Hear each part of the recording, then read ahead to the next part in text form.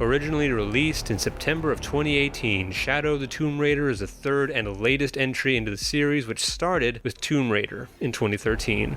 Following the popular Rise of the Tomb Raider, this third game makes some slight changes from the previous one and is primarily set in the much warmer climates of Peru.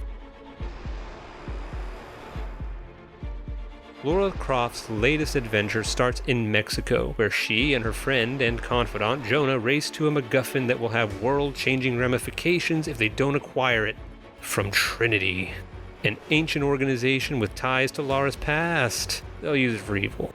The beginning favors character work over story, leaving the player wondering what exactly is going on. The focus leans on Lara's dangerous obsession with beating Trinity, but is balanced by Jonah acting as a moral compass. Oh, I'm the only one! You're the only one that can what?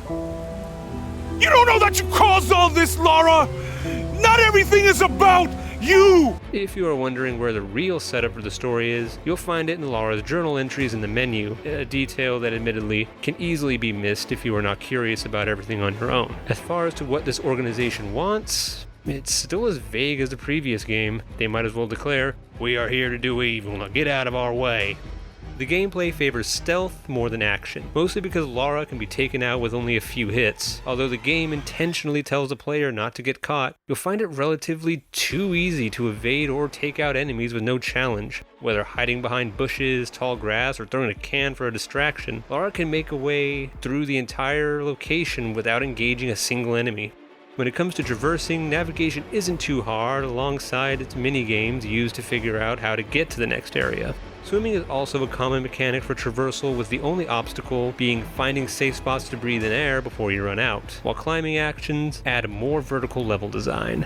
Then there are weapons and attributes. Lara starts with her bow, her easiest and arguably her best weapon in the game. It's best used for distance and stealth, both very important. Resources to make the arrows are commonly found, so restocking isn't much of a problem either. The more modern weapons become available as Lara continues the story. Next is the skill tree. Experience is acquired through fighting, oddly enough, finding resources, and language totems. The skill section is divided into 3 subsections, one for exploration and observation, then combat and weapons, and lastly crafting and stealth.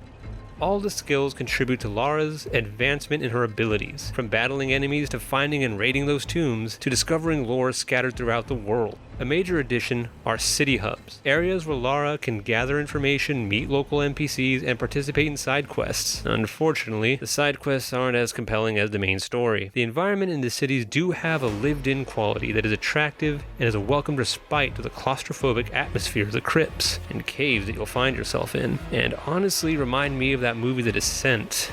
Although Shadow of the Tomb Raider has some lackluster tasks and story, it isn't lacking in variety for players. It is a fitting end to this trilogy, favoring tight controls, action set pieces, and compelling character work. We give it a 4 out of 5.